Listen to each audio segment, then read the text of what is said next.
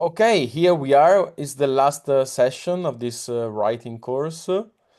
I know that you've been working on an exercise. I mean, you had to write some things by starting from other texts, right? Mm. The text was poetry. Yeah. We had one with when we exercised with Matthias. Yes, it was Emily Dickinson poetry. And then for homework, we had to choose whatever we wanted. Okay. What did you choose? For homework, I chose another poetry. Okay, which is It's not a famous one. It's a poet that I like. You can see it in the document, James Pearson. It's called Standing Invitation. all right. It's more like a short haiku.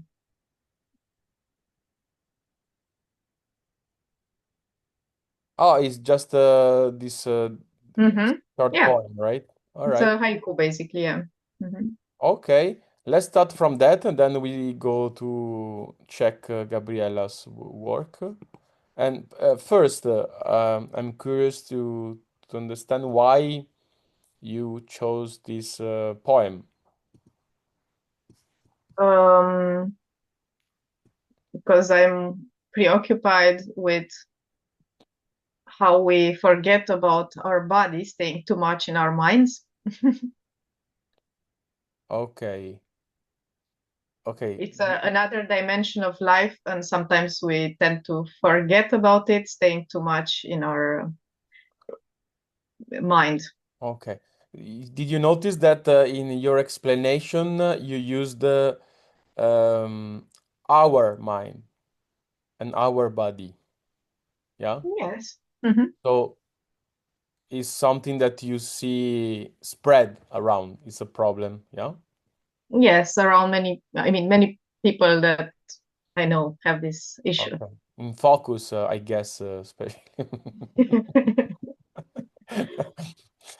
But you are included, I guess, right? Yes, Yeah. of Okay. Okay. course. It started from my preoccupation, of course, and Okay. Okay. So you have the tendency to not pay enough attention to your body, and you stay too much in your mind, right? yes.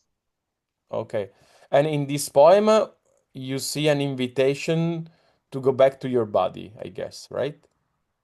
It sounds like an invitation to go back to the body. And it was about, I mean, we had two options, either to reinterpret or to be inspired by. I didn't do a reinterpretation of the poem. I let myself just be inspired by, and I didn't write basically about the body or the mind. Okay, okay. I Uh, wrote about emotion. I mean, a sort Yeah, of emotion. we're not Mm-hmm. still we're not yet in Mm-hmm. the your work. I'm more curious to check the reasons why you chose it. Yeah. So I guess you like this poem because yes, it's an invitation to the reader to pay more attention to the body since you do the opposite, right? Yes. Yeah, yeah. But why do you think you are more in the mind than in the body? Which, or not just you, why do you think people in general have this tendency to be more entrapped in their mind?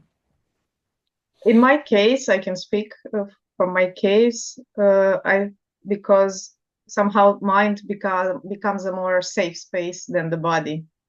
Okay. And why the It's like body? a retreat in a safe But, space. but what to make the mind more safer than body? I think it's an illusion, but uh, it feels somehow more safe than a body who decomposes and degrades and Okay, can you changes all the concept? time. Okay, interesting. Can you conceptualize this idea that makes the mind safer than the body? Uh, the mind seems to be more stable than the body, so Okay, it's more, stability, stability. yeah. Okay. So, okay, in the mind, you're. more stable than in the body, since the body tend to change, to get old and sick and bad, blah, blah, blah. Okay, okay. So it's stable, and the stable, it can be interpreted as a form of immortality. Doesn't change. Conservation, yeah, somehow, yeah. Conservation, yeah. You overcome the limit of time by Mm-hmm. okay, okay, okay, okay. Okay. So now it's more clear why you like this poem. So you said that you had two different options to, let's say, write about it or starting from it. Which did you choose? I chose to just start from it, but just get inspired, basically, not reinterpret the poem. Okay, okay, It's more like Matthias called it last time meditation. You meditate on something, you are inspired and you meditate on it. okay. So now I invite you to read it, and I invite Gabriella and I to, let's say, contemplate this work by Luisa, inspired by this poem, which invites people to go back to the body. And Okay. Gabriella, if you see any problems, stuff, you can write it down or memorize in your mind, and we can raise it after. Yes. Okay. I read the poem first. Yes. Yes. Standing invitation, come home to this body. It's living your life. I usually hear empathy talked about as an unequivocally good quality, but lately I've been noticing its limits, especially in relation to the deep human suffering that crosses our screens each day. Because the trick of empathy is to feel what someone else is feeling. Or put it another way, it's a way for your nervous system to tune into someone else's circumstances instead of your own. But when those circumstances are overwhelming, empathy can shoot you straight into a freeze, flight, or fight response, which isn't helpful for anyone involved, either you or the person suffering. Years ago, I read a quote from Prentice Hemphill that said, "Boundaries are the distance at which I can love you and me simultaneously." I think something similar is true with compassion. Compassion is how I can be in a relationship with suffering without being hijacked by it. Instead of saying, "I feed your pain," compassion says, "I care about your pain." It lets you stay grounded in your own life, in your own resources, without abandoning the person in pain. Empathy is a powerful tool to alert me to suffering. But if I stay in empathy, I've found it can swing me between the two poles of overwhelm and avoidance. Compassion lets me stay centered between them. It invites me into what Parker Palmer calls the tragic gap between the world as it is and the one we know is possible. The place where I can figure out how to use the limited resources of my life to help make it possible. Today, this poem is reminding me how even something as necessary as empathy can be a way to escape our bodies. But however many ways we find to leave our bodies, there are just as many ways back. There's dance, singing, humming, walking in nature, forest bathing, sunbathing, swimming, sports, gardening, petting an animal, hugging, or just holding hands with someone. And they're always there to welcome us home.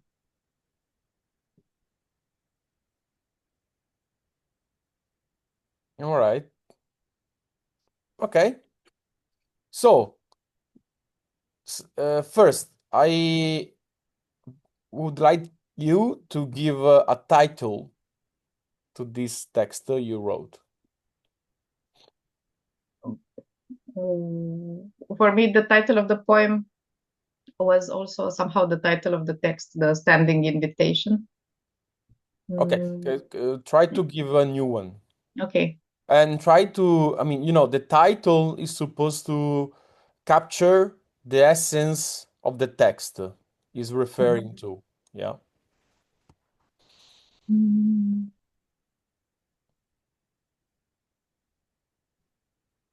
And Gabriella, in your mind, give a title to Luisa text as well, and then we confront the title. Mhm.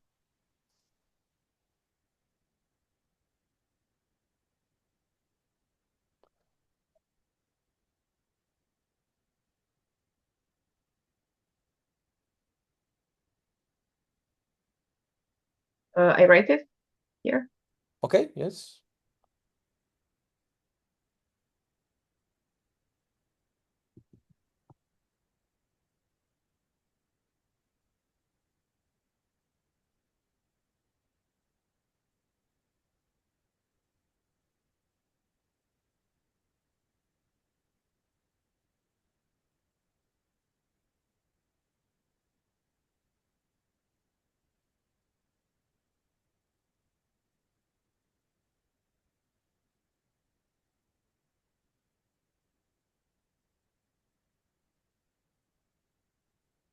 Okay.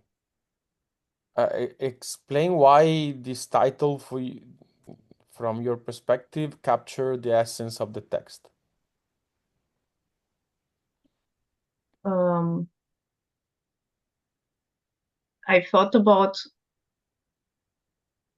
compassion not only for, as I describe it in the text, for others, but also compassion for your own body, who has to pass through all these changes and suffering, basically. Uh, and it's still there for you. And you have to be also compassionate with this body. Okay. So this way, basically, you can love body and mind simultaneously. Okay. Even if you know that the etymology of compassion is to feel pain together, you know? Yeah. It is a way of, because body will feel pain and mind will feel pain also. So Okay. So it's you to, can, they are not opposites, basically. You have to reunite them somehow to make a whole out of, don't separate them, just making a whole. okay. So basically, instead to run away from the body pain in your mind, you have to Mm-hmm. connect your mind to the And your body body. through the pain. Yes. Okay. All right. Gabriella, you have a different one, I guess.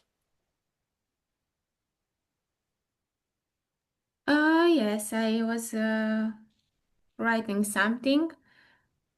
Mine was compassion versus empathy, finding the way back to the body. It's more literally about what the text is. Can you write it down? Yeah, sure.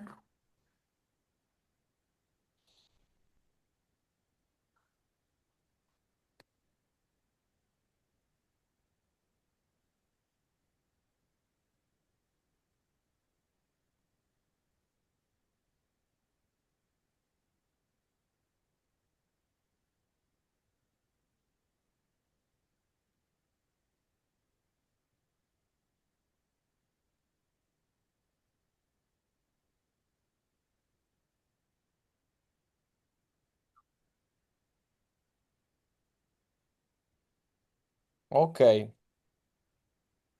What do you think, Luis, about Gabriella's proposal? It is more explanatory of the text Why you say that? because it refers to the two basic um, emotions that are covered in the text, Yeah. and what the conclusion basically states that there are ways to go back to the body. Okay. Which one would you choose between the two? Gabriella's. Gabriella. Okay. So basically, in your title, you miss an important part, which is empathy. By the way, is the starting point of Yes. your text. Yes. You focus more on, let's say, the solution of the problem Yeah. than the description of the problem. Yes? Yes.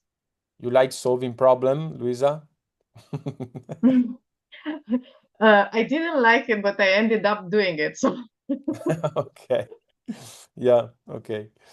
And okay. And by the way, you see that to mm, give a title is a nice exercise of conceptualization, by the way. Yeah. And all right. So basically, you read this poem, which is an invitation to go back to the body, and you've been inspired by the concept of empathy, and you create an opposition between empathy and compassion, right? In I a way, problematize somehow empathy as just being a positive. yeah, you show the bad side of empathy, right? Yeah, yeah, So in a way, you are saying that compassion is better than empathy if you want to unify mind and body, right? yeah. That's the main Hmm. idea of the text. Okay. And Gabriella, do you have any, I don't know, observations or suggestion to, let's say, improve the text, to complete the text, something you would add? Yeah, for me, it's interesting the idea between relating body with home. Like, what do you think, Luisa? Why is in the poem this connection that the body is the home, not the mind? And I would explore that in that direction. I saw that you uh, explored the problem with the body just in the last part, mostly in the last part. And it's a bit abrupt. I felt like you have the part with compassion and empathy, and then in the just in the last part you put the body in the equation. So I was curious, maybe go in that direction between with exploring why the body is the home Okay, so and how can is you it. name, Gabriella, your problem to Uh, conceptualize? yes, maybe fracture between the first part and the conclusion a bit. I felt like a yeah, Fracture. Okay, yes, fracture. All right. So there is a jump in a way. Yeah, yes. jump. And what would you modify or what would you add to, let's say, overcome this fracture jump? What is missing, you think? I think it's interesting. How I would do it. I would connect the idea of bodies in relationship with empathy and compassion, because other people also are other bodies. I don't know. In that sense, in a way, maybe how this connects us. I don't know. In yeah, I think I would make this connection maybe stronger. Like how my body is my home, somebody else's body, I don't know, can become my home in a way. I would Okay. play with this. So if I understood correctly, you think it's missing the link between body and home. Hmm. Yes, yes, So why the body could be interpreted of you as a home, right? yes. I think it's a beautiful idea that would work here with compassion, empathy, and community and all this. It's nice. Okay. Luisa, what do you think? Yeah, no, I think it's a good it's a good observation. Can you say now, can you answer Gabriella? Why do you think, can you create a link between home and body?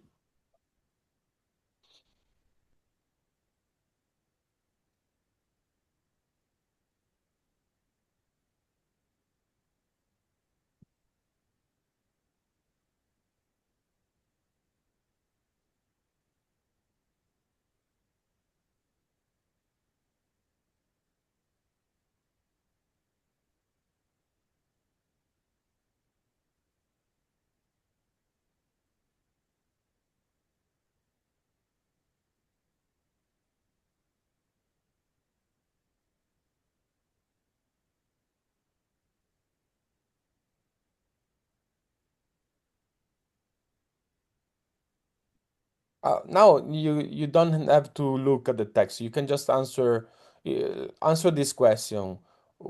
Which link do you see between body and home? Don't think how to put it in the text because it's not easy. Yeah. Mm. First, create the link and then we see how to add it.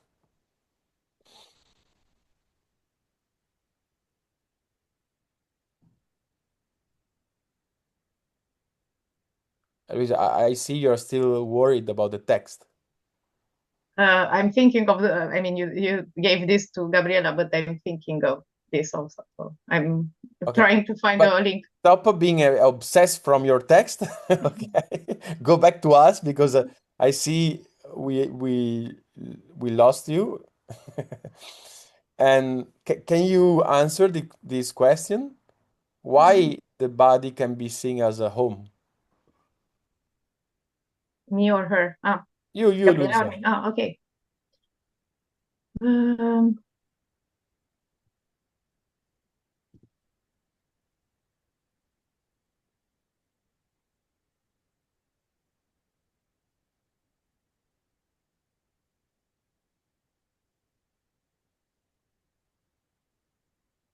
the body is the place that sustains our consciousness. Mm. So it's like the consciousness has its staying point, its locus in the body, its home, basically. All right. So, in other words, the body is the condition of the mind to work, To exist, to yes. exist. Yeah. Gabriella, could this explain the link? Could be enough, or you would like to have more? What? Yes, yes, Luisa went in the direction with more, for me, it's more abstract and reasonable explanation, actually. My first instinct was to go with intimacy. Like it's quite simple and it works involving other persons too with this connection. Home, body, intimacy. I see this as the Mhm. link. But the intimacy with your own body or tr with between different bodies? Well, how I see it connected with your own body. Yes, intimacy, like what you know, the place where, mm, yeah, I think it can work with your body and with other people's body. But Uh, when you said, were you meaning your own body? no, I was trying to find for both scenarios with your body and with other people's body Ah, okay. intimacy. Maybe to me that's a bit more complicated. It's more easy if we stay with the intimacy, what you know about your own body. That's Mhm. how I see it as a home. Okay, yeah. Okay. But when you say intimacy, you mean let's say the contact, the concrete contact you have with your body, yes? Yes, Like eating, doing let's say the primary needs, right? yes. Like even rituals we have, caring for the body, this dichotomy that we have between mind and body, like the body is a stranger, but actually it can be an intimate connection between mind and body in that sense. More about emotions than reason in that sense. Okay. So okay, because when you give us the explanation, it seems more you're speaking about caring, Mm, but you chose intimacy. Can you explain why you think intimacy is more appropriate to define what you are describing? yes, because it's more private. Intimacy has a component of privacy. Caring is more an act. You don't have necessarily to care for something to be intimate with it. Okay, okay. So in a way, from your perspective, people who run away from the body, in a way, they are escaping from their own intimacy and privacy. Yes. Yeah, it's Okay. a form of self-negation. That's why I go with Okay. that emotional direction. Okay, Gabriela, what do you think about? Sorry, Luisa, what do you think about Gabriela's idea? Make sense? Yeah, it makes sense. It is a form of self-negation, running from away from the body and from intimacy with the body. Okay. So in a way, to go back to your body would mean uh, to get your intimacy back, basically. Yes, Yes. It speaks to you, this idea? yes. Yeah, yeah, yeah. And by the way, it's funny because in your explanation, like Gabriela pointed out, it was more rational, right? Yes. Than the Gabriela's one. So in your explanation, you show again your tendency to go more in the mind than to stay connected to your body. Yeah. I know. Okay. So now try to use Gabriela's suggestion and write. Can you add a little this idea in your text Mm-hmm. somewhere? Mm-hmm. So in a Yes. way, you in this way you transform your text by being more coherent with the message is carrying, yeah, because you're Mm-hmm. saying go back to your body, but you stay again in the rational level. So try to transform your text in more intimacy and private text, yeah. Okay.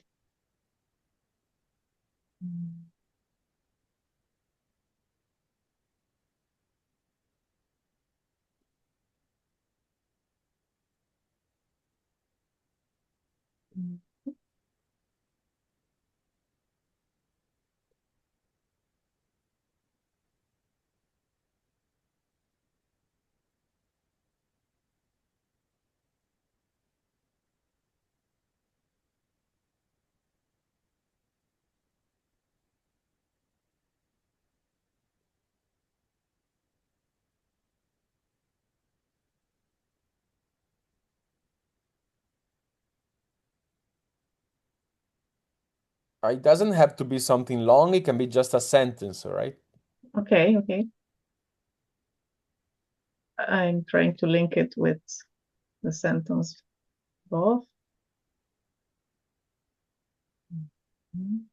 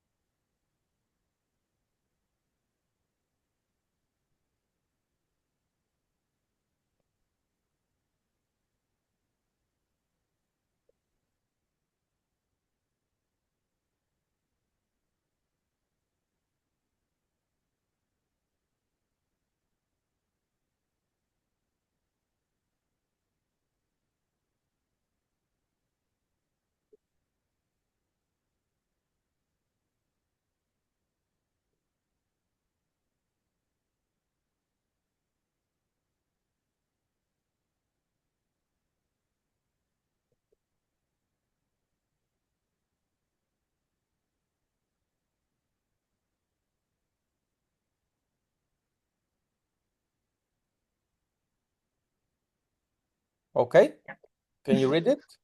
Just the part you just wrote? Yeah, the tragic gap also unfolds between the intimacy that our body demands from us and our running away from it in the abstractions of the mind. Paradoxically, what seems to be the safe space, the mind, is just an illusory space of privacy. Running away from the body is a form of self-negation. We can't be whole unless we bind the gap and try to reunite body and mind in this intimate home.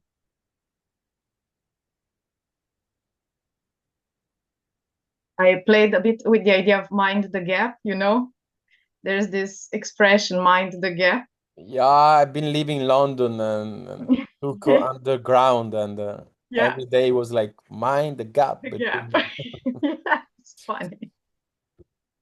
So Okay, we yeah, can't be wool unless we mind the gap and try to reunite body and mind in this intimate home.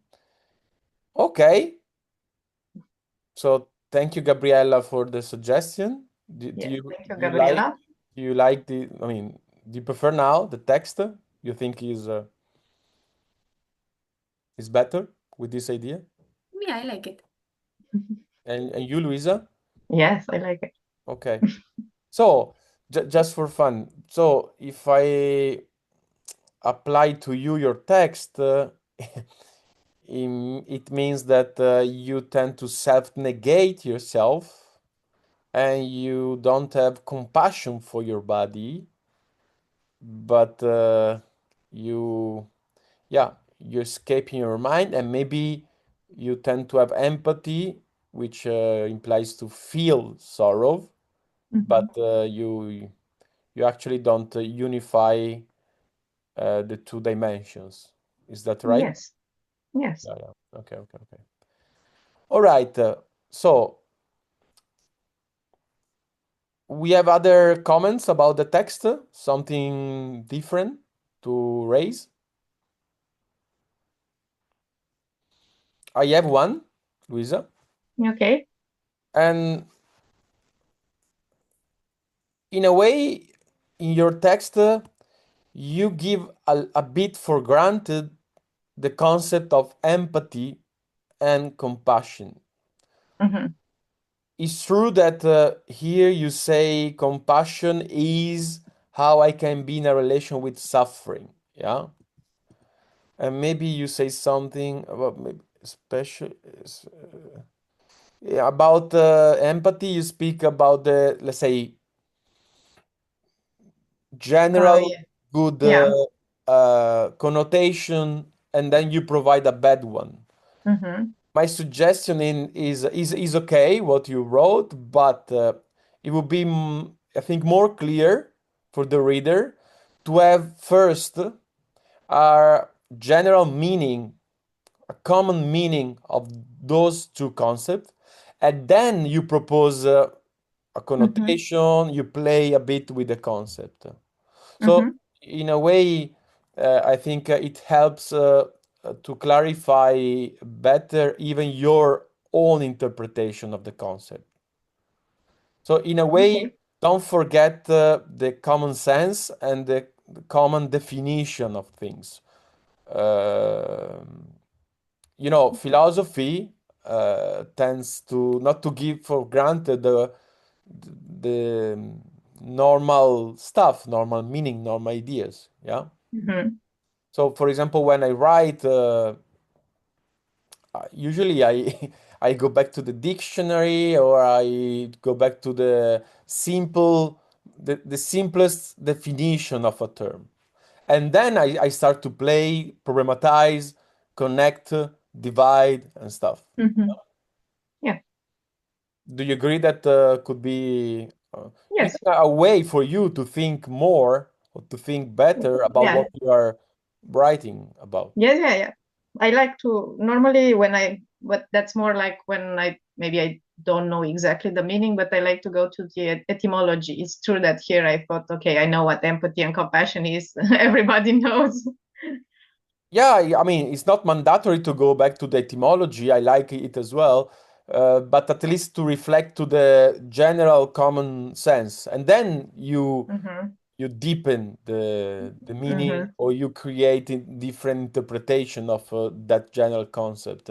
But at least you have,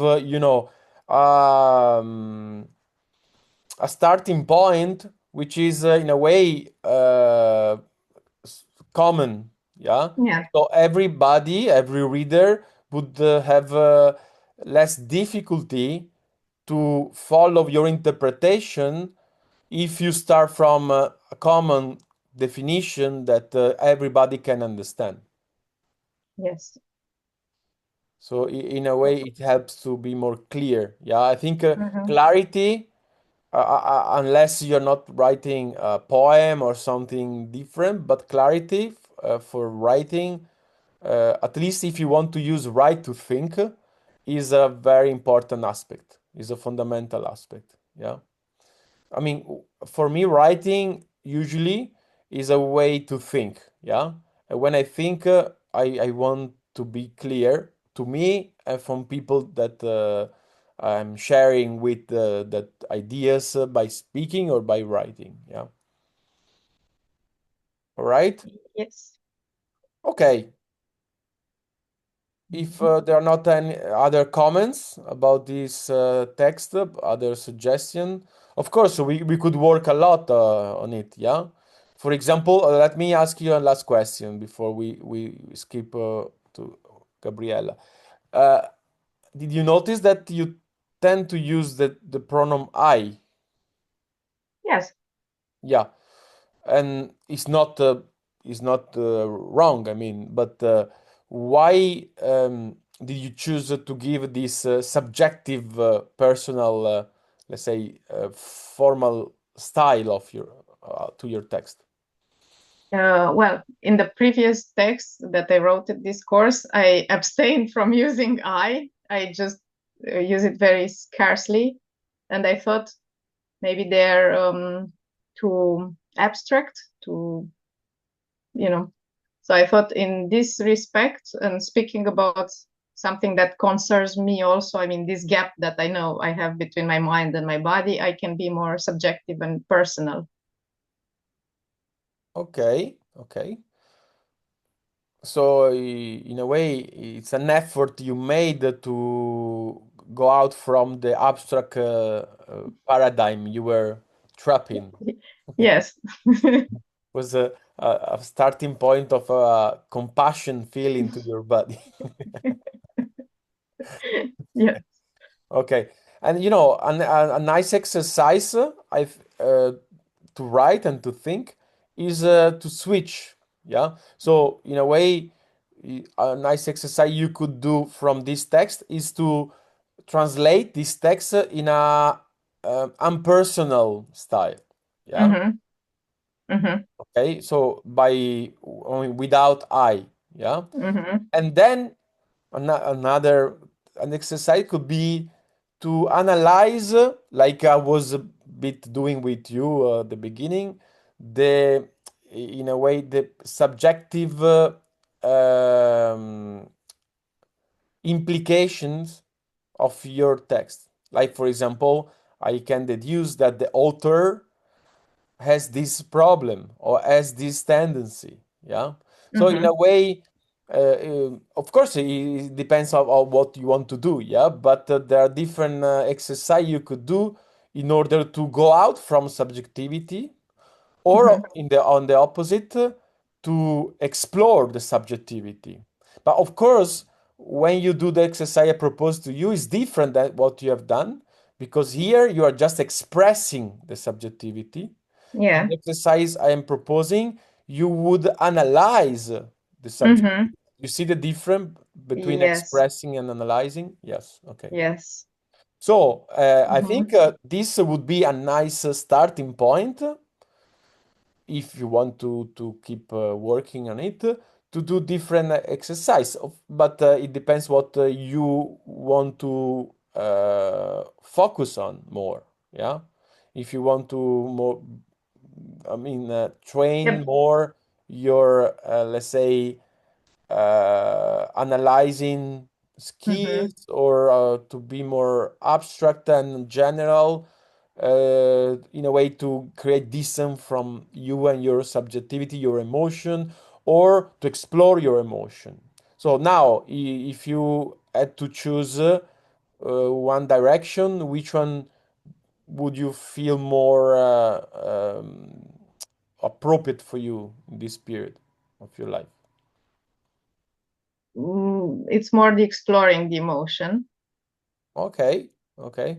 But I was thinking in this text, basically, it's close also to what is an opinion, actually. It's an opinion about these things.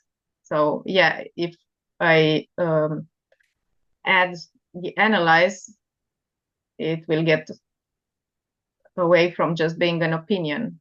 Yes, that's what I was meaning when I said subjective. Yeah. If you think opinions are subjective, yeah, and philosophy is a way to transcend the subjectivity, Mm-hmm. but at the same time can be a way to explore subjectivity, yeah.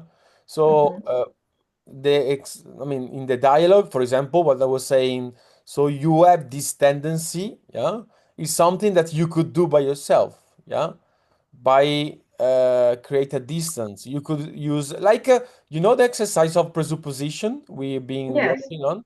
Like from the question, you say the author is, the author as, the author Mm-hmm. uh, likes.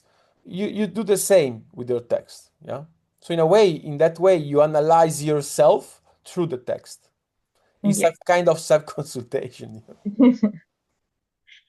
You see, in a way, I like the idea that the text is a work in progress, yeah, and you have to Mm-hmm. choose the direction you want to give to your work in progress, yeah. Okay. Finally, if it's a work in progress, you could even write two texts Yes, going in completely different directions, no? I mean, one could be the exploration and one could be the analysis. yes, in a way, you use a poem, so a text written by another person to be inspired to write a text. But then you can use your text to be inspired to write a different text on your text. Mm-hmm. So, yeah, it's just exercise to write and to think and to explore yourself and to go out from yourself. In a way, Mm-hmm. it's what we do in the practice, but by writing. Yeah. Mm-hmm. Yep, Okay. I get So, it. if you want, you have already different exercise to keep working on. But Yes. remind me that at the end, I want to give you some advice to keep writing um, by yourself, let's say. Something that I use, some tricks I use to make me write. Yes. Okay. Because I Okay. know that but when you are by yourself, anyone tend to or stop or at least reducing a lot the writing, yeah, the Mm-hmm. thinking. It's like after the seminar, people are inspired, they want to, but after a while they go back to the day life and they forget about writing, thinking, and analyzing. Yeah. Okay. You want to add something, Luisa, or you're good? Uh, Thank you for the tips, the directions. It's Okay. interesting to explore like this. Yeah. Nice. Good. So, Gabriella, it's your turn. Before we go to my text, I was curious about something with Luisa's text. Why do you choose this form? Like separate sentences like this for me it makes it a bit confusing. I'm curious about why do you Okay. write Nice. this way? Nice question, Luisa. In a way, it was also on my mind like a poem somehow in prose. So I was so inspired by the poem idea that I started writing like this. Normally, I write blocks, and people say, "Oh, it's too much of a block," so I tend to. After that, I have to separate them. If you look at the previous texts I have in this course, they're more like blocks of text. And here, I think the idea of a poem somehow inspired me of just leaving more space in between the lines. It's more clear to me like this. I don't know. It's like also when I write an email and I separate, I leave spaces for the person to understand more clearly. It's a weird comparison, a poem with an email, completely different Yes, registers. yes, but I do this also in my emails and yeah. Okay. So, How I see it, if I can give her my opinion. yeah. Uh, so you started from this emotional, like prose poem, but you didn't fully commit it. In the end, you still went to the abstraction of the mind, what you discussed with Andrea. That's how I see it. Like you're not fully committed, and it shows in the form too.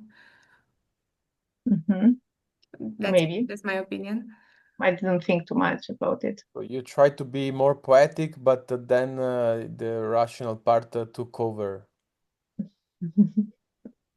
Yes? Possible, yes. Okay. But about the space between lines, you did, if I understood, because you think it's more clear, right? Yes. Okay, the separation. Okay. And so for you, it's a problem, Gabriella, these spaces? Oh no. Yes, for me it makes it harder. Uh, it's like she's preparing, the author is preparing me for a new idea.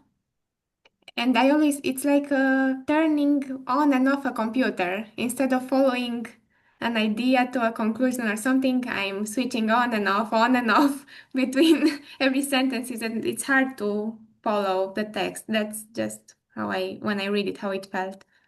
Yeah, Hmm. because Luisa, the idea is that the space create a distance. So, Hmm. in a way, when there is a space, there is the idea that you are switching on another topic or you Yeah, are yeah, saying yeah. something I different. know. So, in a way, the space is good when you want to create a fracture between something and something else. But if the lines are connected, the space can create some confusion, like in Hmm. Gabriella. Yeah, Yeah. Yeah, I realize now. yeah, yeah, yeah. Hmm. But yeah, I think I still had this idea of poem in my mind. So, well, Okay, so let me propose another hypothesis that maybe by creating space, you didn't feel obliged to clarify all the connection between what you were writing.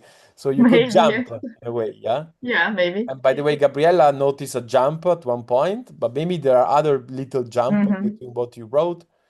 Or Hmm. Okay, yeah, I understand.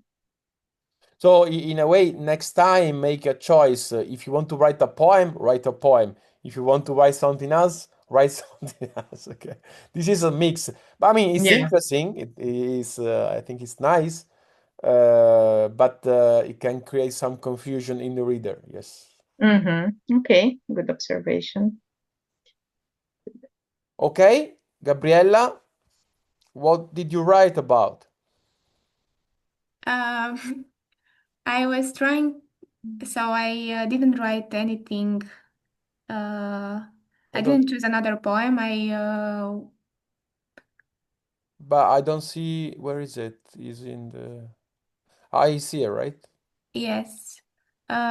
Yes, after that, yeah, this is my text. I started in the Zoom meeting, and then I just went and yeah, continued the text I started. Okay, so you didn't use I mean, another text to write this. No, no, I wanted I mean, you to. use your own text to keep writing, to write, right? Yes, yes. I start from the proposal of Matthias, and then I yeah continued. Okay, who is Emily, by the way? Yes. If you can say, it's not a secret. No. So it's Emily Dickinson. It's in the first line of the text. Okay, I thought it was something, I mean, someone you in your life. Okay. No, no. I made it to be like a letter to her. In a Oh, way, if I can So if I can say a few words before starting to read the text, my idea was that I wanted to write something against the idea of the death of the author. My text is about how you can get trapped in your creations, and yeah, that's what I wrote about. And yeah, I can go on. And it's not clear. I didn't finish the text, so that's why I wanted to clarify. But what's the connection with to Emily Dickinson? Well, the poem that Matthias gave us was the inspiration, the poem above my text. Yeah, because I didn't read it. Can you summarize the meaning, the The ideas? meaning of the original poem is about performing life. That's what we established in the Okay. discussion with Luisa and Matthias, if I remember correctly. Okay. Yes. Okay. Yeah, this is what we discussed. I highlighted. Breath, life, simulate breath, simulate life, lungs. Okay. So I invite you to read. Please don't run too much. Don't read too fast. And in a way, let me and Luisa to taste your text. Yeah. Okay. Okay, I'm gonna try. It's messy, but I think it's also fun. Yeah. I mean, don't self-sabotage before to start reading. Okay. Okay.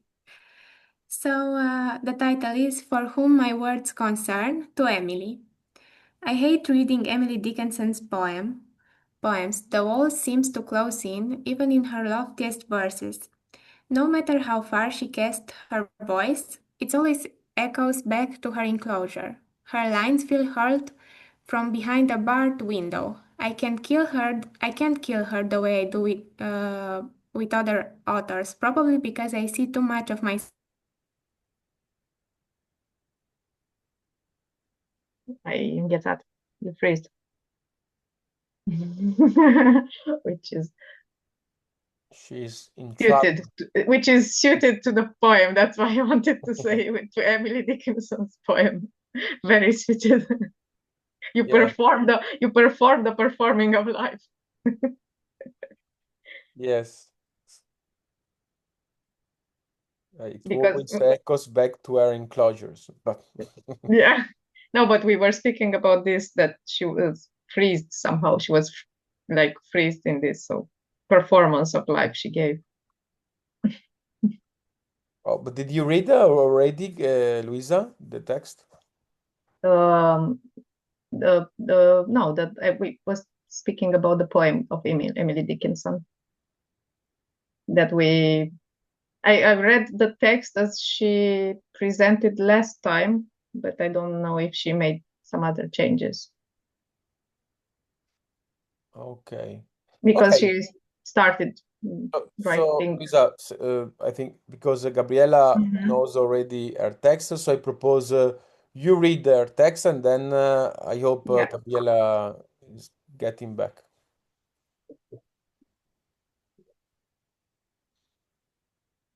Can you read it out loud? So, Yes. I hate reading Emily Dickinson's poems. The walls seems to close in even in her loftiest verses. No matter how far she casts her voice, it always echoes back to her enclosure. Her lines feel hurled from behind a barred window. I can't kill her the way I do to other authors, probably because I see too much of myself in her confinement. Some writers escape their suffering through art and rise above it. She instead became an eternal prisoner of her poems, meant to carry her tumbling through the future decades. Her verses are like boxes left at your door. Inside, a small rotting fragment of a suffering woman, a voice whose power is measured only by the weight of paper. Better to write words than turn paper into sails, letting them drift far, like a Theseus ship renewed in every port with each rereading. Paper boats and planes where a voice is strong enough to set them afloat and soft enough to let cultural currents play with them freely, joyfully, without restriction. I think I'm going to spend the whole day tomorrow ripping the pages of Emily Dickinson's poems book. Let's take refuge in each other. We both can find freedom over the book's spine. I'm not letting you behind, not like people left us to hide. Kafka wanted his writings burned. He just wanted peace at least in that. And why were people back then afraid to be photographed? When I got high and puked and cried, the bucket felt like it became my intimate purgatory, image of abuse pulsating in unmanageable colors, in an unbreakable chain of waves of desperation and confusion that seemed like will never end. I guess be careful at the power of totems and amulets, the power of objects that can take our souls. Today we enjoy trapping people in their texts, their voice multiplied but trackable. We end up in a web, a simulacrum of hell, with our dispossessed voice repeating fragments of what we wanted to say while we remain mute. The legacy can be violent. I want to say to Alex, when you write your magnum opus, make sure you hide your face, turn your face away from your creation, or it will Getting trap personal. you. Dear Emily, I wish I could write you a letter, put it in a bottle, and throw it in the river of time just to ask, how are you? What are you working on? How is the garden? How is Vinny? We would have secrets and together would find happiness in every passing hour. But the river never flows backwards, and you remain there alone, crafting a beautiful cage for yourself over the centuries to come. I'm nobody. Who are you? Are you nobody too? Then there's a pair of us. Don't tell, they'd banish us, you know. How dreary to be somebody, how public, like a frog, to tell your name the livelong June to an admiring bog. That's another poem from Emily Dickinson. And she's trying to connect from her phone, she said, Gabriela, because the power went off and she cannot connect to Wi-Fi. She has no power in her house. So you cannot coming back? She says she's trying to connect now from her phone because she was on her laptop, on her computer, and yeah. Okay.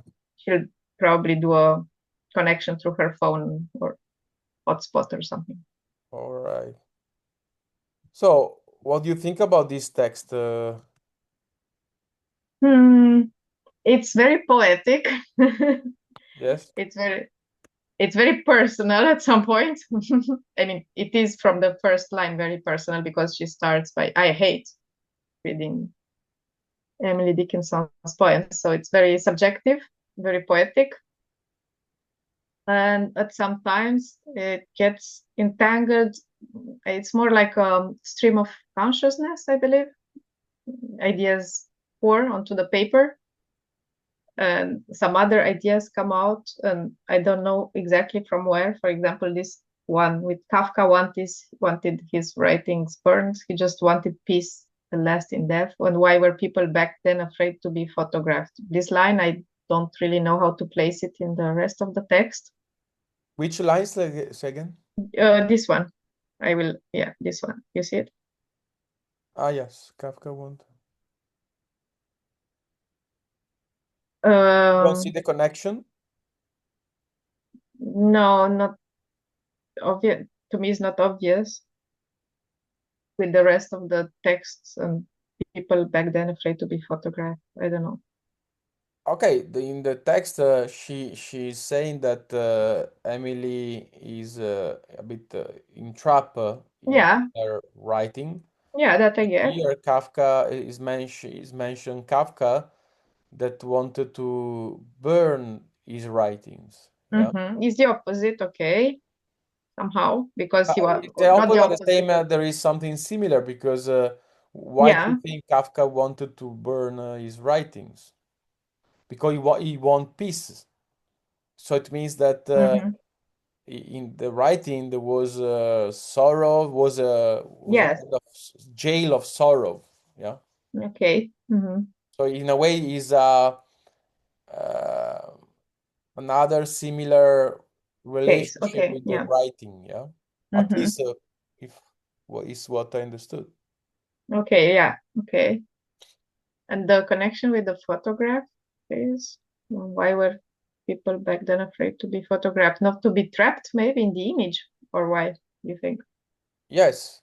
You know that at the Mhm. beginning when Yeah, in the the half of 19th century when the photograph was invented, people were afraid to be yeah, stolen their soul. yeah, I know this story. It's in a way to be trapped in the photograph. Yeah. And I had this discussion today with Anka Thiuren, that today people from her organization are afraid to be photographed because they don't want their faces to be deep faked. So it's also a way of To be what? transform into a deep fake, used for deep fake of AI. Ah, deep fake. Hmm. So they don't want to share the images of themselves anymore. Yes, and Okay. she Is said that, yeah. her organization has a crisis because people need to promote what they do, And but nobody is putting in his face. yes, So it's the same fear from when the photograph was invented, but here they are more afraid of AI yes. to become an instrument of AI, the image. Hmm. Yeah, okay. Um, It's interesting, by the way, this topic because you think how important we give to our image, yeah?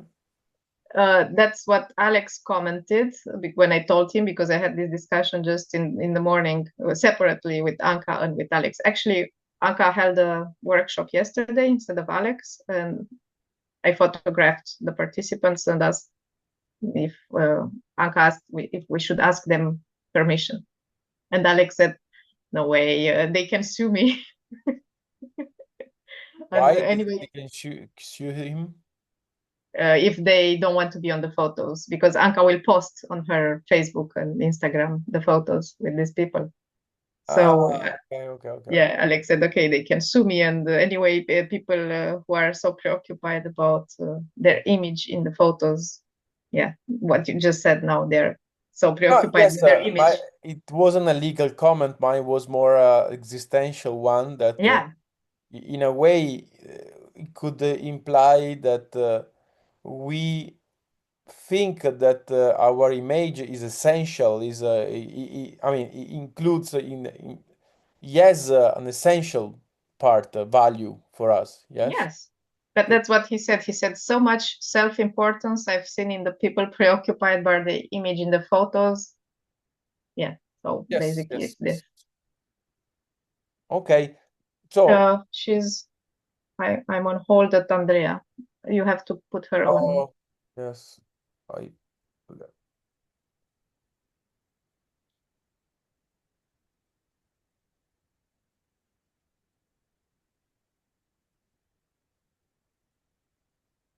Okay.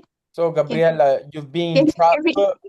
You've You've been been trapped in trapped. your writings while you were reading your writings. Yes, I put a spell on myself or something. The light went off and then all power. And Yeah. now I can connect from my computer. Yeah, don't worry. Louisa and we read your text, and Louisa actually read it, and we were just Thanks. already discussing about it. Yeah. Okay, great. And we focus on the sentence about Kafka, Okay. because Louisa didn't see the connection with the rest of the text, but then Mm-hmm. we saw it about the relation with the writing as something to escape from. Yeah. Yes. That's why I also said about the photographs that capture your soul. That's what people believed. Yeah, we were just speaking about that, and Luisa told me about a discussion she just had today about the rights of photograph or use of image of people in organization and stuff. Oh, All right, nice. so now that you're back, let's see something about your text. First, you gave a title already. Is this a title? Mhm. Yes, the title is For Whom My Words Concern to Emily. Yes, that's the title. Okay. Now, if you had to give another title that capture the essence, that show to the reader what the text is talking about. Can you propose another one? Yes, probably I would say something like hmm,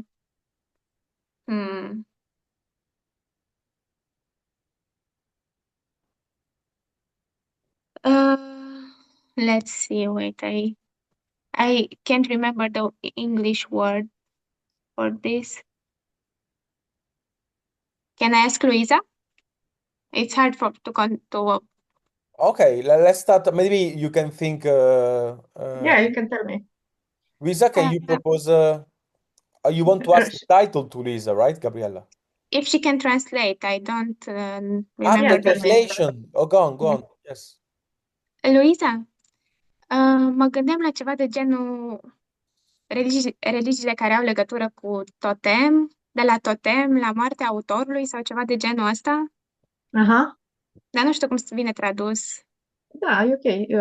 De la totem la moartea autorului? Ceva de Așa. genul ăsta, da.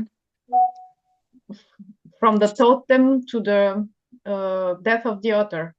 Yeah, something like that. From totems to death of the author. Yeah, or reversed, or yeah, something like this. Thanks. I thought it was Can another you word. write it down? Uh, let's see if I'm connected now. Oh, maybe Lisa, since Yeah, you I can write it. translated, you can write. Um, I think I'm in the document now. Let's see.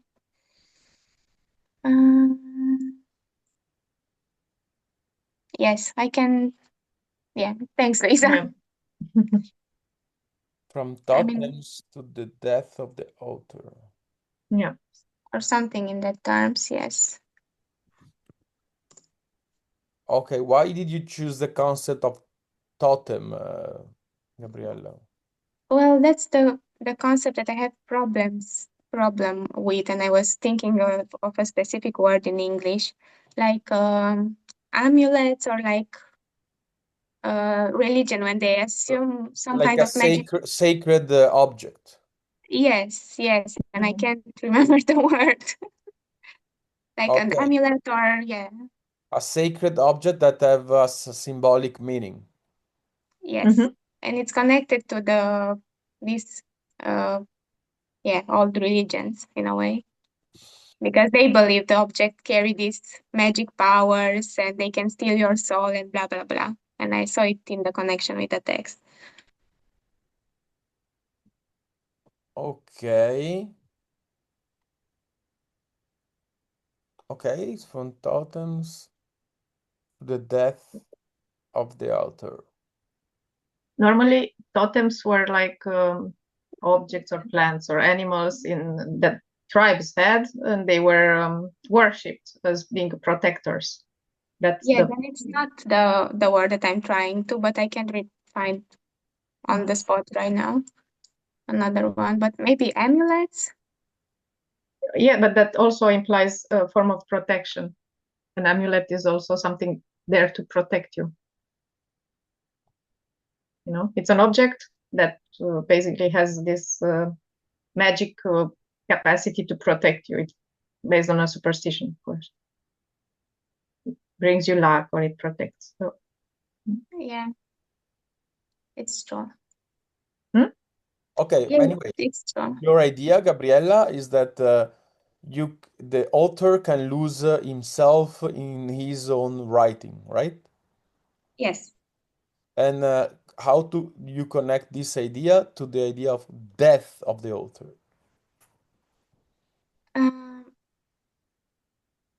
I connected. I'm contrasting it. While when we discuss a text, usually we exclude the author or we read the text only by itself. We don't really, yeah. We can disregard the author's position and we can just read the text as it is. And it's exactly the opposite of my idea that there is always a part of the author that remains in the text, even if it's in the form or it's in the content. It's always a part that gets trapped there. Okay, so your idea is that every text reveals something about the author because something of the author's remains trapped in his own writing. Yes. This is the thesis of you want to prove, let's say, with your text, right? Yes. But Yeah, it's a silent part there. Cuando, Yeah, that's when you say yes, it means that there it. is a problem. Um, yes, and I was so that's the first part, that there is always something in the text that reveals the author's position, and that sometimes you write something and you get trapped in that paradigm, or in you start to lie to yourself. I discussed this idea before. You write a text and you in a way get convinced about something in your own paradigm. I noticed that happened to me, and maybe it happens to other people too. Okay. So which is the main concept here? Mm, the main concept, let's see.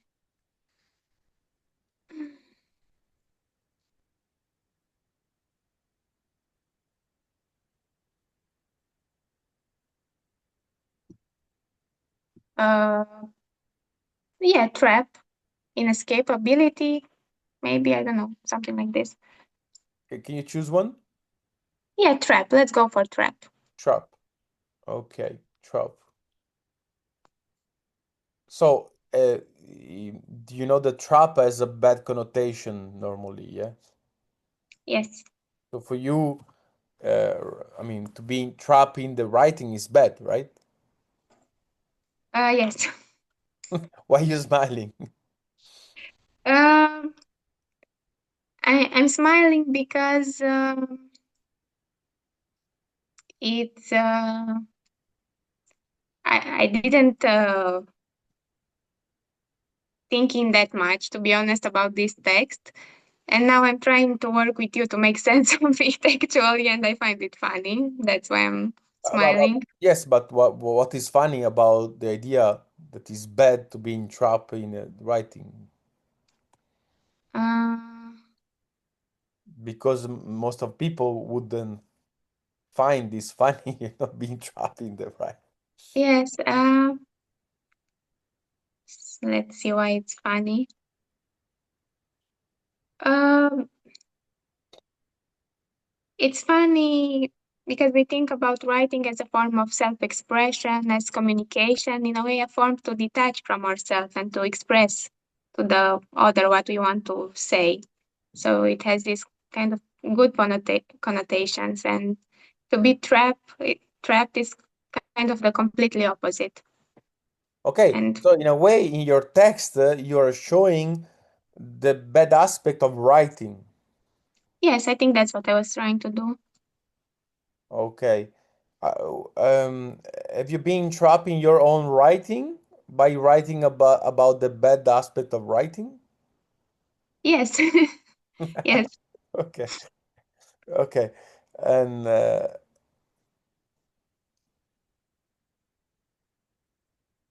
okay, there is something here that I don't understand. That, but why you are concerned about being trapped in the writings? What's the problem here? The real problem you have? Um,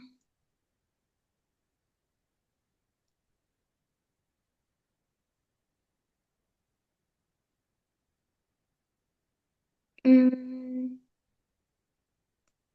maybe in a way it's being reduced, objectified, reduced to just one aspect of yourself, maybe. Ah, okay, okay, okay. So in a way,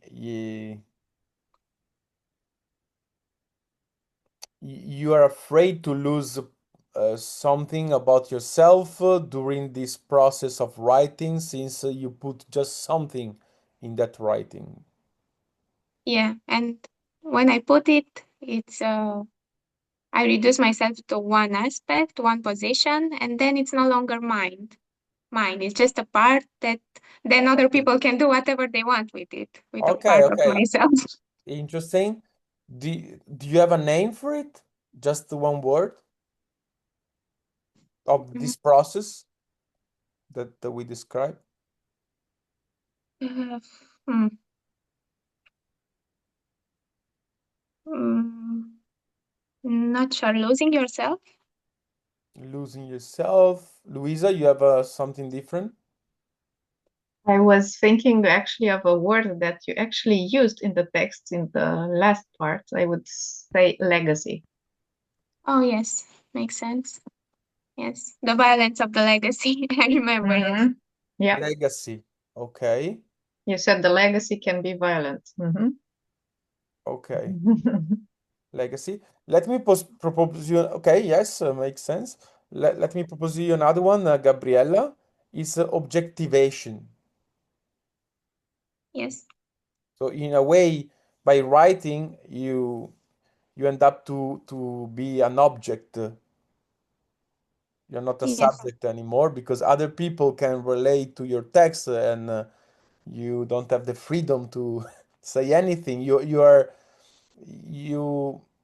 you cannot control what the consequence of your text anymore. So it's there, is objective, and in a way, it's not longer yours. Is uh, you don't have control on it anymore. Yeah. yes, and it works good with the metaphor that I chose with the objects and with that of the author. Yes, Okay, but okay, it's interesting because in a way, you know that objectivation is a bit the idea of a philosophical practice, because if you want, like we did before with Luisa, if you want to analyze yourself, you need to create a distance. You need to become an object to yourself and to others as yes, well when you speak. But apparently, you have a problem with this process of objectivation, right?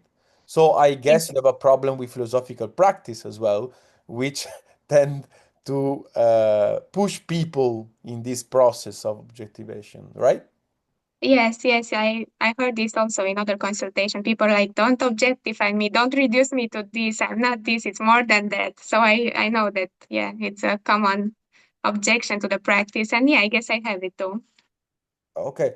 But if you had to say the main thing you don't like about this process, what would you pick to be Uh, objectified? the powerlessness, the impotence that you feel when The you're reduced to an object. Okay. Because what you cannot do anymore. Can you say?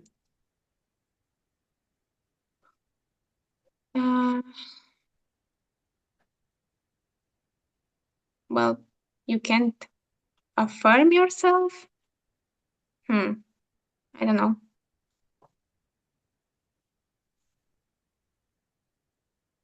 Mm, no, I don't know. To yeah, to express, to own yourself. Yeah, this is the two concepts Okay. that come into my mind. Luisa, you want to propose something? Yes, it feels important because if you want to change something, change your mind, you Mm, cannot do it anymore. You cannot reverse. yeah, It's unchangeable. Okay. It's a legacy. It's there. yeah, yes, like it's permanent. Yes, it's fixed. Okay. Mm, Okay. So I propose to you that you have a problem, Gabriella, with the idea of irreversibility. You cannot change something about yourself. You feel impotent because you don't control it anymore. It's not yours. It's not longer yours. It's mm, about others, yes. and you feel Yeah. entrapped there, Yes. Yeah. It which works is well. the topic about okay, you wrote about. Okay, but now can you see or propose the good aspect of objectivation to be to become object? Yes, you can, then you can study yourself, analyze yourself. Mhm. Uh, you can, in a way, share yourself with others. Um, what else? Yeah, that's the two aspects that I'm thinking of. Okay, okay. But for you, naturally, you see first the bad aspect. Yes. Okay, okay. So, but I guess that if you have this problem, you must find very painful and problematic other people judgments about yourself. Yes. Yes, I avoid doing it to others, and I don't like when others do it to me. Yes, it's true. Because every judgment is an objectivation process, basically. You are that, you are this. Yes, yeah. Okay. It's the same with, yeah, labels. They Labels. objectify you, yes. Okay. So for you, practice, the philosophical practice must be painful, very painful, right? Uh, in the beginning was more, but now not so much. But it goes against my natural natural instincts. Let's put it that way. Yeah, yeah, yeah. But do you have the same problem when you label yourself, when you analyze yourself, you judge yourself, or just when other people judge you?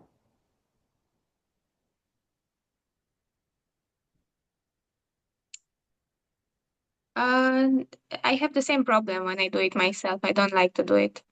Okay, okay. So you have problem with judgment in general. Yes. Okay, okay, okay. So I think you have a hard time to know yourself then. Um. You know that without judging, it's difficult to know. Oh, I mean, Yes. Yeah. Yeah. I can think of how you can know yourself without judging. Yeah. It's yeah, it's an idea by absurd. Kant that judgment are the fundamental elements of thinking, basically. Yeah. Yes. Okay, okay. Okay, so now you see, we explore a bit your text, and we saw a bit we understood the main idea. At the same time, we explore your existential problem behind this thesis you wanted to prove. And Yeah. if you had to, let's say, continue to write about this, you have different direction, like we saw for Luisa before. Which direction would you prefer to explore in your keep writing about this topic? Um. I will. How I wanted to polish it was to make it general, relatable, not so personal, Okay.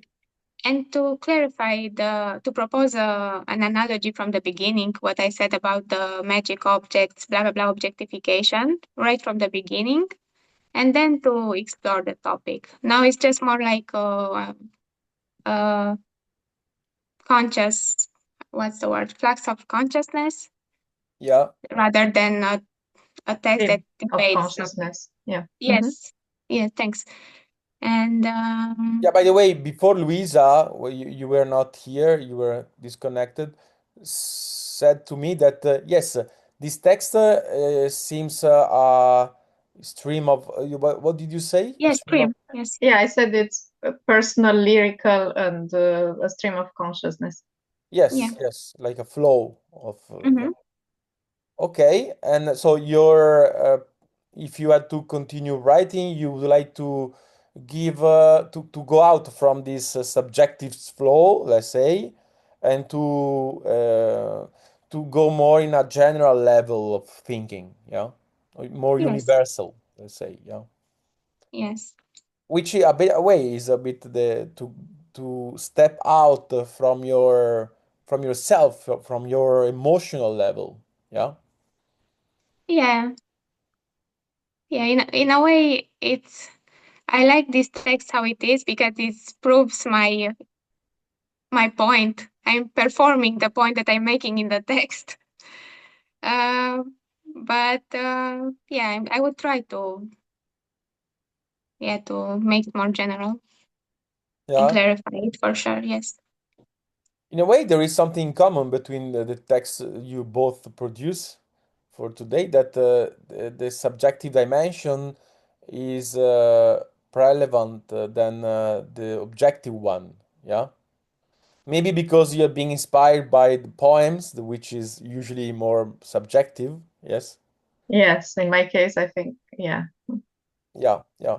And another thing I think is in common, that I think you both could work more on clarification. Yeah. For example, by speaking, Gabriella, between us, I think it was more clear at the end the main idea that was behind. And of course we reach it with the dialogue. But if you think a reader would have a hard time to reach that conclusion. Yeah. So in a way, you could provide that main idea at the beginning, or where you want to help the reader to get your point. Yeah. And this would help your text to be more clear for anyone, and to yourself as well, because I have the impression sometimes that you didn't even have the idea of the main idea of your text sometime. Yes. Yes. So Well, yeah. yeah. Usually that's how I write without when I'm not correcting. It's just Oscar proposed the idea of letting the text guide you to see what it reveals about you and your thinking. Yeah. So in usually in the first part, I just let it get out of Yeah, but from, it's okay. I'm and not then I saying it's correct. bad. I think it's a nice starting point. But the idea is that don't leave the text, don't stop to that level of writing. You can use this, let's say, stream of consciousness or brainstorming, yeah, as a starting point to go further. Yeah. And to go further, you have to, in a way, become conscious of what you wrote first. And then you can clarify and you can choose a different direction to explore. Yeah. Yeah. That's usually what I do. I go with a stream of consciousness, and then I keep polishing the until I have an idea that it's yeah coherent and that people can understand. Yeah, Okay. this would be just a text for myself mostly. Yeah, but this is Then just the first part of this work in yes, progress. Yes. yes, But can you do the opposite? Can you start from just I don't know, a clear statement, no, general statement? No? no. I tried it and it doesn't work. Okay. No, so I have to be honest with you. It doesn't work. So every time you have to go through your own subjective feelings, emotions, or and then you can, after a while, after the work in progress, to reach a general conclusion. Yes, yeah, that's true. Okay. So you are more inductive than deductive. Yeah. Yes, You need to start from the particular, specific, personal, and you go to the general, universal. yes, But you know that it's possible to do the opposite. You start from with a general idea. It doesn't have to be yours, you know. You take a general idea and then you apply to you. yes. Yeah. I know it's possible. Yes. Yeah, I mean, it Yeah. could be nice for you also to train this different way to write from universal to particular. Yeah. For example, I do when I Yes. teach history, I do it a lot. This second uh, type of thinking, yeah, because I speak about general events, general behavior, and then I try to connect with the personal stuff, my personal stuff, or personal stuff related to my students, something that happened in the class or in the school. Yeah. So I think Yes. it's funny. I mean, I'm not saying it's better than what you do. It's just different, and it's a different way to approach writing and thinking. Yeah. Yeah. Yeah. I agree. Yes. Yeah. Okay. But I understand that for you it's not natural, it's more difficult. But just because it's not natural, more difficult, if I were you, I would push myself to train more in that direction. Yeah. Yeah. It's easier now that you put it that way. How you work with your students from general to personal.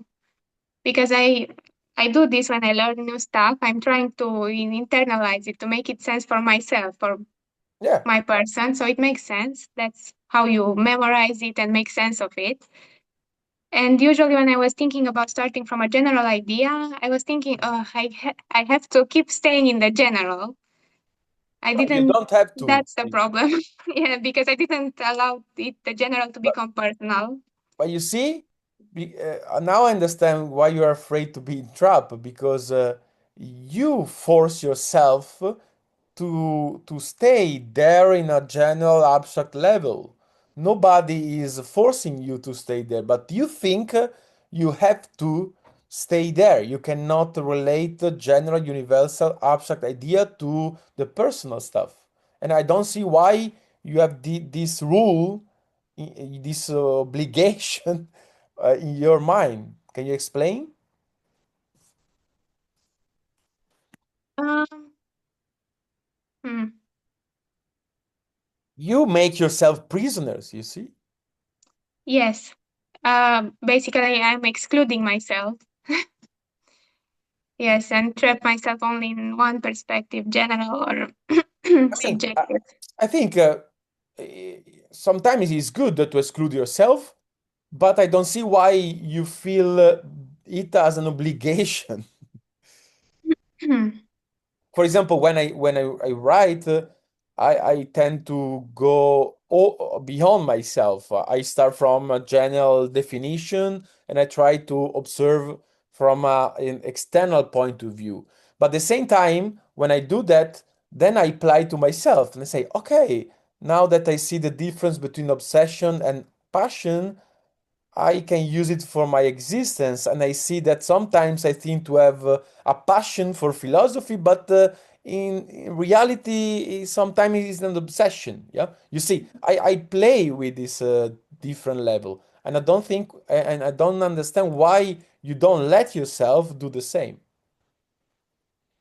Yeah, I'm a bit stuck because I don't know either. I'm trying to think right now why I Uh, do this. Luisa, do you have an hypothesis to explain? Not just because Gabriela, because someone should feel this obligation not to, let's say, by starting from a general abstract point of view,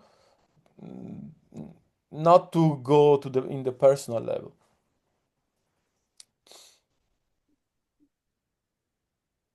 Mm, maybe from an intent to be very coherent, very alienated from the beginning to the end, you know, going on a straight line without the deviations, a sort of need for coherence, Yeah, for so consistent. vitiated need for coherence.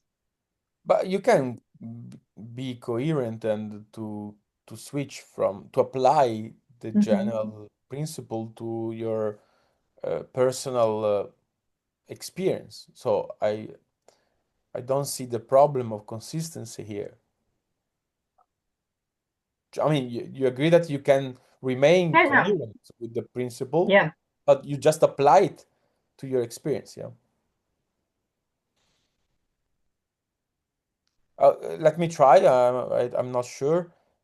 Do you have do you have you feel that by applying to yourself, you are betrayal, the principle? Me, no. No, I'm asking to Gabriella. Yes. Um,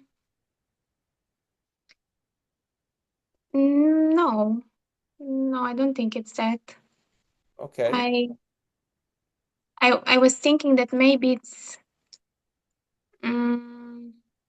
yeah, it's more related to the same problem of me not wanting to relate to the general, to keep myself out. Maybe it's some kind of weird mentality, me versus the world. That's the core problem, I think. Okay. So you exclude yourself I from. think so. Yeah, like it's me versus the world, and I'm trying to protect. Maybe it's kind of that Okay, same okay. problem. You you don't let yourself to connect with the world. You I think so. I think that's the core problem. okay, so you get stuck in your own little world, little writing. You and you escape from the world, right? Yes, and it makes sense with other behaviors that I'm displaying, so it makes sense. Okay, okay, okay. So you see, it could be very useful for you to try the opposite because it could be an exercise of uh, connection. Yes, you connect yourself. You start from, let's say, general statement, impersonal statement, and you find a link with yourself. So in a way, you connect the two levels that you tend to keep separate, right? Yes, yes. Okay. So Makes once sense now. once you reconcile with the world and with yourself, maybe you could find more harmony, and by finding more harmony, you could be able to follow the opposite direction that you tend to follow, which is from the general to this personal and specific and particular. Yeah. Yeah. Okay, you see how, by the way, your idea, I like your idea, how our text reveal about ourselves is plenty of stuff, yes? So, Yes. in a way, it's just there. We need just to look at it and to think about it, yes? If you want to know about ourselves. And of course, we have to judge, because if we don't judge, we cannot know ourselves. All right, so I propose to you that we use this last 15 minutes to summarize a bit, not just about this last session, but about all the course. So before I leave you with some little advice or to keep writing, I would like you to say something that you learn, something that you, I don't know, bring with you, something that, I don't know, maybe had a transformative effect to you, to yourself. In a way, by changing your way to write, you notice that there was an existential effect to your life. Anything. Can you say something about what you learn or what you need to work more, you think? Okay, I can say um, I've realized that uh, a text is not just a collection of opinions. So that's too much subjectivity already. And in order to have it like a text that everybody can relate to, it has to be somehow more objective. So I have to do something with the opinions in order to appeal to more people, to transform them from opinions to judgment, basically. And I found So, some tools. sorry, Luisa, you have to do what Gabriela tends to do, to start from the subjective opinions level to go to the universal level. Yeah. Yeah, uh, yeah, from subjective to universal. It's the opposite, yeah. Yes, the opposite. Yeah.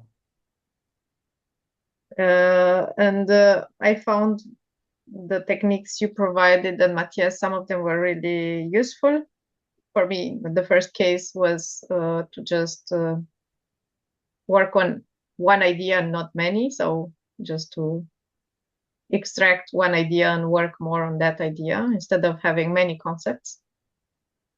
Yes. Problematize always. So take an idea and then try to see other aspects of it.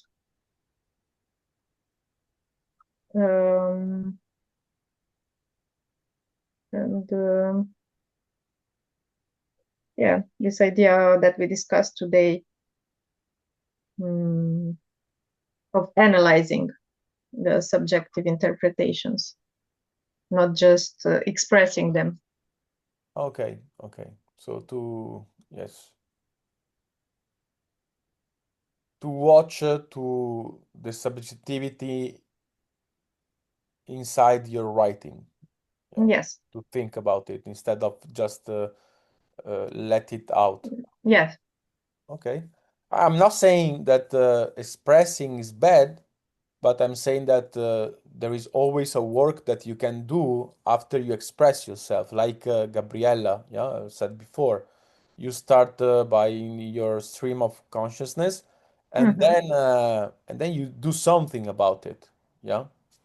I also Otherwise, tend I yeah. also tend to start from a stream of consciousness and then I work a bit on it. But it's always a stream of consciousness, yes, in the beginning. Okay. Yeah, for me it was the same until a few years ago. I was more subjective in my writing, and now in a way, I don't need to start necessary from a subjective experience. Yeah, or maybe of course, I have every day subjective experience, but straight away I try to look at it from a general point of view. Yeah. So, in a way, by training and by writing, then you train your mind to do the same even without writing. Yeah. It's a bit like when I don't know if you study, or if you have been study at school. When you study, usually you do schemes at home to yeah, to understand, to connect, to divide, to analyze. Yeah. And if you do a lot of years schemes, after a while, when you read, you do schemes straight away by reading. Yeah. So, for example, I've been doing for many, many years, especially when I started teaching, a lot of schemes. I'm plenty of schemes. Yeah. If you come to my house, there is a lot of places that you see just schemes. Yes. And in a way, now when I read, I I do schemes in my mind while I'm reading, so I don't need to do it. Sometimes when there are difficult topic, I do it also now, but I don't do any. I think it's the same with writing. Yeah, writing is a way to train your mind to do something that after a while you can do even without writing. Yeah. That's the structure, basically. Yeah, you structure your mind, you structure your Yeah. thinking. Yeah, exactly. Yes. Okay. Thank you, Luisa and Gabriella. Well, about the course, I didn't like what it revealed about me. We know already that you don't like yourself. That's why you don't like judgment, by the way. You know that Yeah, usually people have a problem with judgment. They have a problem with themselves usually. yeah, because nobody would mind being called, oh, you're such a good person, you're blah blah blah. It's only when the judgment is first thing when you think about judgment is something bad. So yeah, it makes Exactly, sense. because if I say to you, you are very clever and Yes. intelligent, usually you don't have a problem with this Yeah, judgment. Yes. yeah. Yeah. Yeah, so I know that. That's the clear connection. Uh, I I like the technique that we use. I like the idea of working to a text with through one concept. I found that very helpful. The idea of always asking question when you write, or after you write and then you ask question, how, yeah, like problematization, or like how this makes sense for common sense. So always question your what you're writing. But yeah, it's weird because the general problem that I have with my thinking are very clear in what I'm writing. And so what I want to do from now on, I want to use writing in a way to correct my thinking. So yeah, So in a way, you want to change your way to write. I want no, I want to change the way. Well, yes, but I want to Yeah, change the way I think to but writing. the point is that if you want to change your way of thinking or to train different way of thinking, you have to experiment different way of writing. Yeah. Yes, yeah. It's it's fun, even though the idea of Oscar has accused me that when I speak, I lecture instead of dialoguing. You like what? I'm lecturing, giving a lecture instead of Oh yeah, yeah, dialoguing. lecturing. Yes, yes, yes. And now in the text, it's clear because I'm not asking questions when I'm writing text. So every problem that I see in my thinking, it's also in my writing. So that Exactly. was the annoying part. It's a mirror you're writing, Yes. no? So, okay. In a way, you are dogmatic.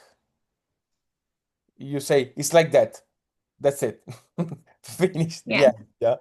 Instead of problematizing, see different way to explore the topic, to deepening, to dialogue with yourself. You don't dialogue with yourself, basically, Gabriella.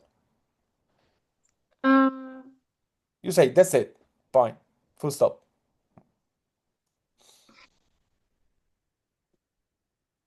I don't no, I dialogue with myself. When But you in the write, beginning, no. Hmm? when you write, do you dialogue with yourself? No, after. After Okay, I write. well, that's my point. You should Okay. dialogue while you're writing. Writing should be a dialogue with yourself, you know. Yes. You Yeah. see that the writing can be a dialogue with oneself? Yes, in the same way, thinking it's a dialogue with oneself. Exactly. Yes, and writing is a way to think. Yeah, yeah. Yes. Okay, good. I think there are good proposals for your future of writers. And I think now you have, let's say, the instruments to keep writing. But let me give you some tricks because even if you know how to do it, sometimes you can, or often you can don't find the time, the space to write. So I think there are some tricks that are useful that I use for myself. Maybe it can help you also. And the first, I think I mentioned already, maybe when I came in Timisoara, but I think one good strategy to keep writing is to have a writing partner. So I suggest you find someone else to engage with a project. Like I don't know, I did I'm doing with Matthias since many years.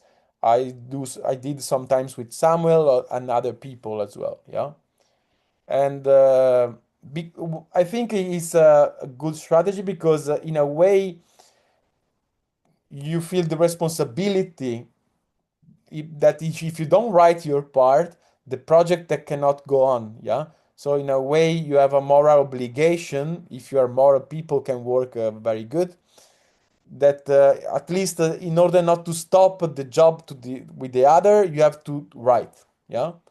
So what I do with Matthias, we meet every week, once per week, and we have to write at least a page, yeah, about a topic. We choose a topic, then let me show to you just for you have a let's say a clear idea about how we proceed.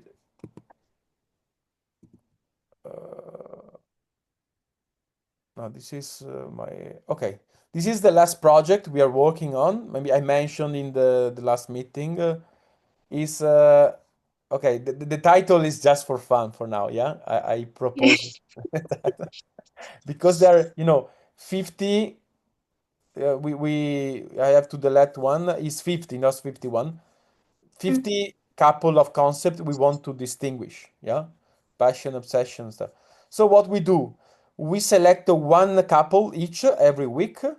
You see now, for example, for next time, I have to write about the difference between memorizing and understanding.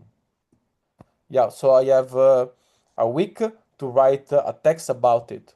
And Matthias, for next time, I have to write the difference between loneliness and solitude. Yeah. And then before we meet, we read what the other person writes, and we comments and we find problems like we did with your text today. Yeah. And then we discuss about the problem in the session, and we see if it's the case to add something, to modify something, to eliminate something. Yeah. And then we finish the session by select a new couple of concepts to write about. Plus, we have the addition, if we have addition, to write about the old text that we discussed during the session. I don't know if it's clear the way we proceed. Yeah? No? Yeah. Yeah. So I can be anything, This is an idea I had during the summer seminar.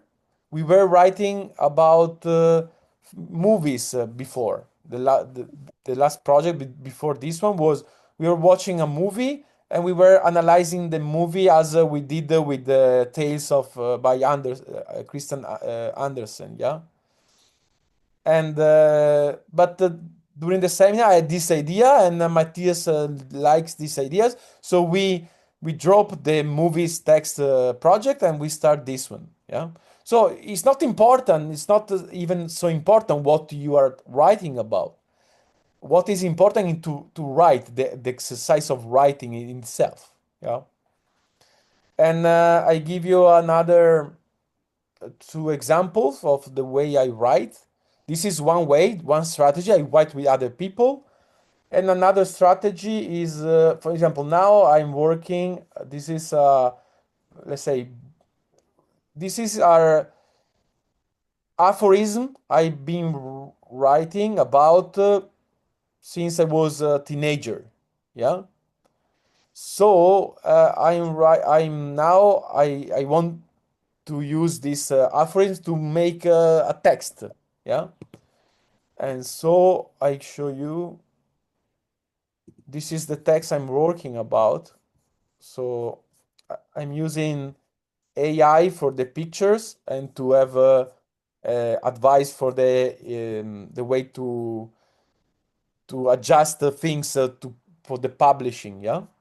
So you see, I write the introduction. I write so here are different aphorisms.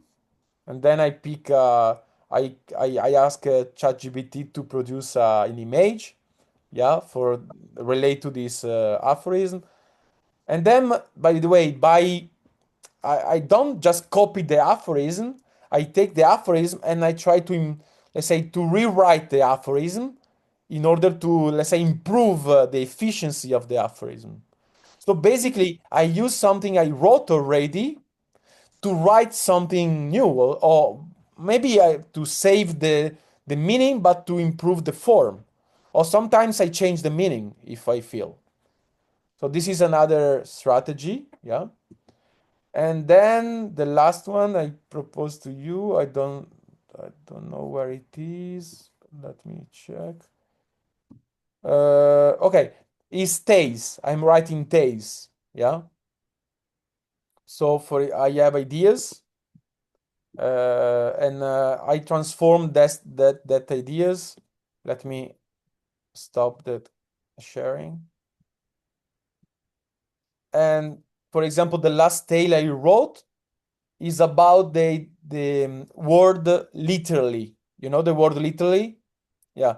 Because I've been noticing, observing myself and other colleagues use that we misuse usually this way the word literally. Because when we say literally, we say that we don't have to take metaphorically something. Yeah. But sometimes say I'm literally dying of because I'm starving. I'm literally dying. So in a way, we are misusing this word. So I had this intuition, and I started to write a tale about it, like if the word was a person. Yeah. So I'm writing. It's not in English, so I will send to you if you want, translated. Yeah. So I was trying to personize the word, and the word was sad because why? Nobody is understanding me, you know. Everybody is using me in a different meaning. So I became a metaphor, but I am not a metaphor. I am a word that want to say the reality of stuff. So you see, it's just three different strategy to to write something. Yeah. And by the way, it's really funny when you do it. It's really funny because you have to be creative. You have to use your fantasy as well. Yeah. But in any way I write, for me, it's just an excuse to explore some ideas, to build some reasoning, and to, in a way, to give um, to follow some intuition I have during my day life. Yeah. Because yes, but did you hear this way of using literally, by the way? Yes. And you never ask yourself why people use this, no? Yeah, Gabriela? Yes, I have an intuition that it's because we have this uh, cultural phenomenon of irony. Everything is like postmodernism. Everything is ironic. Nothing is as it seems. And yeah, I was laughing because in your story, literally you would be bullied by irony or something. Yes, yes, yes. And So at one that's point, yeah, gone. yeah, that's why I think people start using, oh, it's literally this, to kind of a reaction to the ironic culture that we're living in, all this. So yeah, all this, I'm just saying it ironically, or yeah. At the beginning, literally means that's just I mean, you have to take not the metaphor, but just how I'm saying it. But then Yes, I think there is an hyperbolic yes, tendency in people that you say, I'm literally dying. Not, you are not yes, literally dying. Yeah. yes, So, in a way, we started to use literally in a metaphor, in another metaphorical level. Yes, yes, which is yeah, it's interesting. I think phenomenon that can in a way say a lot about the culture we live in. Yeah. So I could decide to explore this idea in a abstract level, but I prefer to use the tale dimension, the narrative dimension. And then maybe I will analyze my tale to find the logic that there is behind. Yeah. So you see, you can play. You don't have to stuck in just one way. You can choose one way for a period and then to switch to another one. These are just three different strategy I want to share with you that could be motivation for you for to keep writing and to keep thinking. Yeah, either with other people, either with yourself. For example, the idea to publish something can be a motivation you give to yourself to keep writing a bit every day. So, for example, now that I know that I want to publish that book about aphorism, every day, even just one aphorism I work on. Yeah. And that's it. Yeah. Sometimes it's one, sometimes it's three, but there is a process of writing and a process of thinking that goes on and on. Yeah, it's a way to I structure my thinking. Yeah. What do you think about this strategy? Do you like it? Do you think it can work with you as well? Uh, can I go on first? Yeah. Yeah, it's really nice to have different strategies because you get too stuck if you just have one. So it's nice to switch and always kind of use your own text to analyze and so on. So you're never stuck in one place with your thinking. And yeah, I just wanted to say that also a great opportunity that I had with this course was getting closer in terms of writing with Luisa. She also proposed to me some competitions, and she gave me some feedbacks on my text. So yeah, it was Why don't a you great become opportunity. why don't you become writing partner then? I was thinking to propose her that.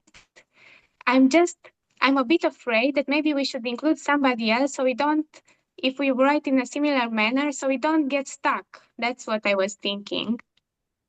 Okay, But I but Stuck don't in know what marriage. she thinks. hey, Stuck I in think like a marriage. now you are worried too soon. I mean, my We my probably. idea is that you start writing and then you see the problems that you meet, and if at one point if you think you need a third person, you invite a third person, but don't run too much farther with your try to prediction of problem. Yeah. So, and Luisa, would you like to write with Gabriella?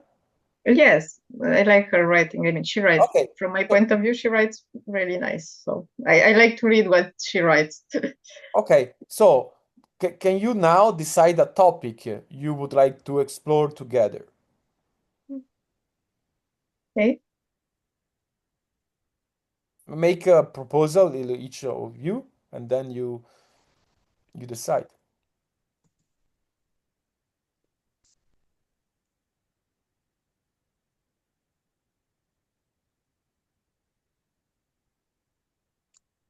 Body, prison, empathy, compassion. You have a lot of stuff. Uh yeah, I was thinking in practical terms if Luisa would like to choose a competition and we can both work on a story or something, then we work together, like not on the same story, but so we both have a common goal with a Okay. deadline. That could be By the way, nice. just a few 2 weeks ago, I had a new couple of concept I would like to distinguish. One is competition, and the second one is challenge. Yeah. Mm. Anyway, you have competition. Do you like it? Do you accept it, Luisa? Competition as a main topic? Uh, yes. Okay. So the second step is to divide, to find different angles to explore competition. Yeah. Mhm. Do you have ideas how to deal?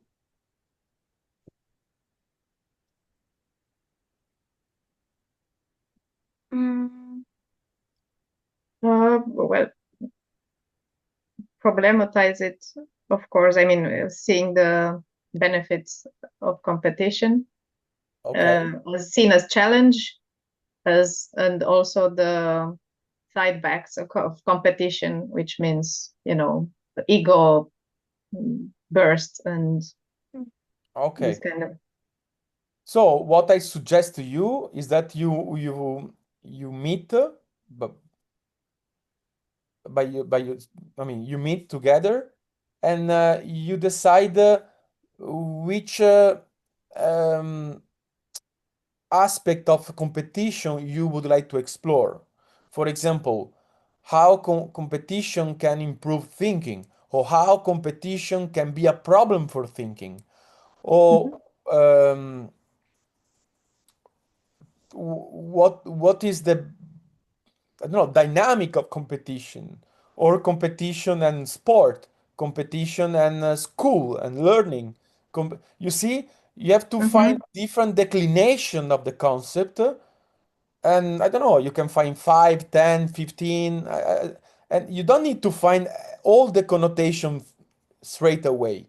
You start with 5, and then by writing, you will see that you will come out with new aspect of the concept.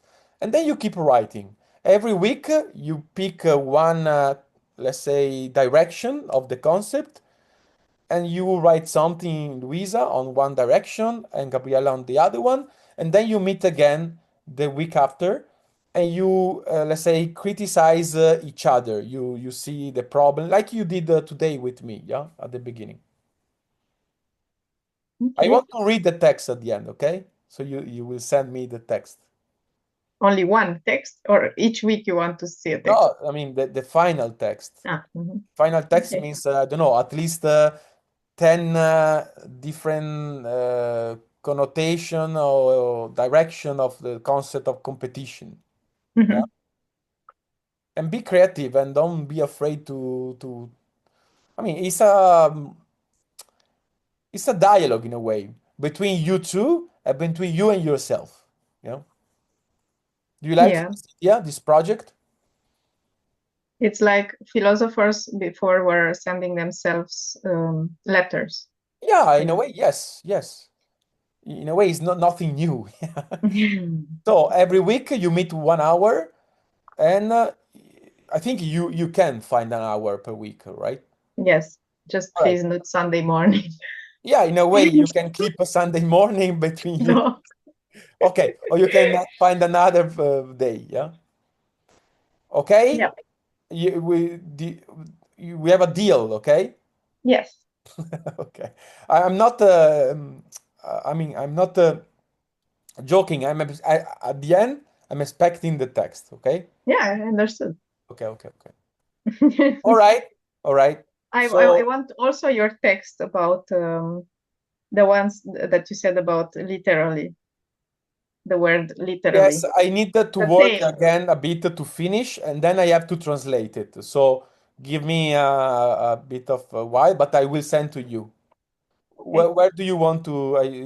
You can also put it here if this doc is still here. I mean, in the writing course, this doc that we are writing in. Okay, but maybe not everyone is interested. So I will send to you an email or a chat Yeah. in Okay. You can send it WhatsApp. on Yeah. WhatsApp. Yeah.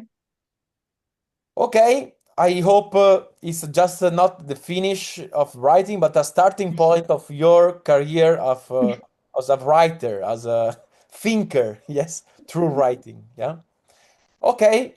So thank you, Gabriella. Thank you, Luisa. See you next time. Thank you. Thank you for the course. Thanks. Thank you. Bye. Bye. Bye. Bye. Have a nice day. Bye.